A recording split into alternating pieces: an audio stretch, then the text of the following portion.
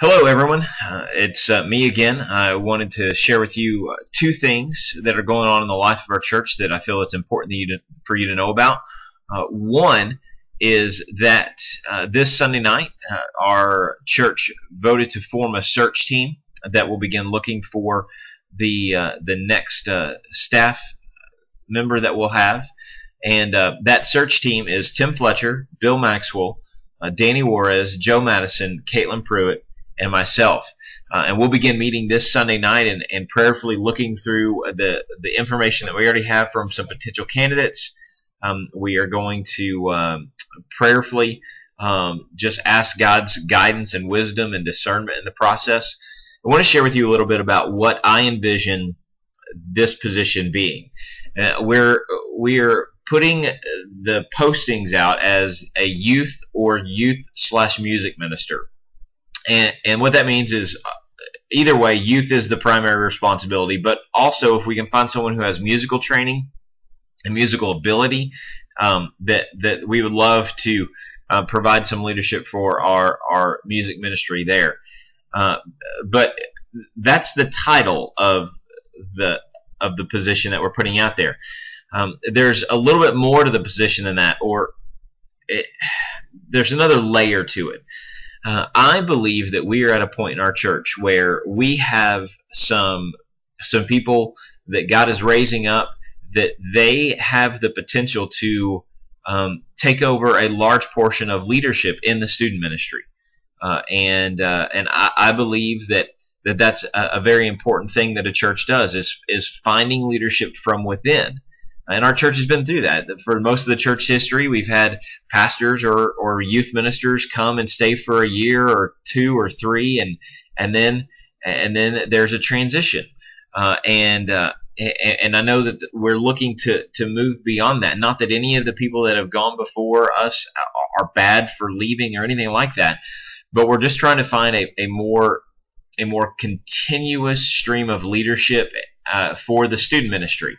And so my vision, as I shared with the deacons, is that this next staff member would be someone who is gifted in recruiting and training people from within the church to lead the student ministry effectively.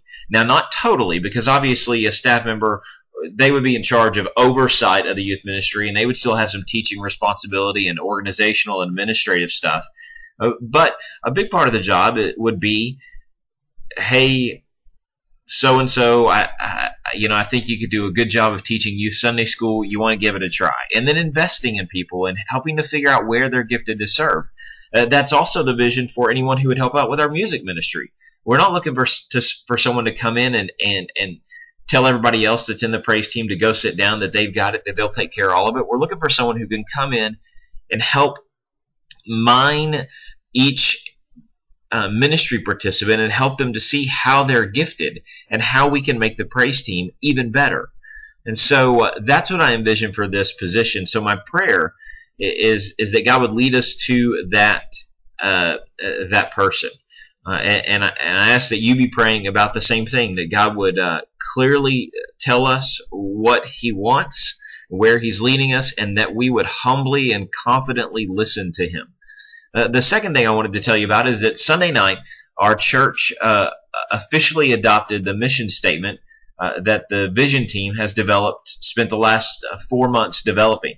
That mission statement, in case you haven't heard it, says this: First Baptist Church of Slidell exists to follow the example of Jesus by leading people to worship God with their whole lives, to serve others in love, and to grow together in grace and truth. And so that mission statement, it's not just something that the vision team came up with to slap on a letterhead or website, and then that's going to be it.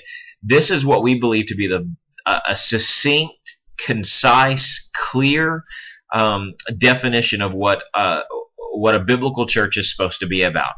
And we're going to begin the process of applying that mission statement to all of the ministries of our church. And we're going to start with our Sunday school ministry, because I believe, as does the vision team, that the Sunday school ministry has the most potential to impact our community, because they're small groups of people who get together and study God's Word, and can immediately personally connect with people. They can immediately provide comfort, encouragement, correction, all kinds of things from God's Word to people in a context that just doesn't happen during a worship service. A worship service, unfortunately, is somewhat impersonal. It's almost a spectator sport, and it's not supposed to be that way, but it is. And so we're going to look at ways to make that better too. But we're going to start with Sunday school and see how we can make that an even more effective ministry than it already is. And we're going to begin that after we get done with Sunday school. We're going to go down the line and evaluate every ministry. Some ministries, we may realize that they aren't really doing what we need them to do, and that they may not be capable of doing what we need them to do in order to fit into our mission statement, and we may have to cut some. We may come across some ministries that are doing that the intent is there, but maybe they need to be tweaked or changed a little bit to actually be following the example of Christ and pursuing Christ and pointing other people to Christ. And then we may come across some areas where we don't have anything. We're not meeting a need at all, and God may reveal to us that we need to begin a new ministry. That would be fantastic. So that's what this process is going to look like over the next several weeks and months even.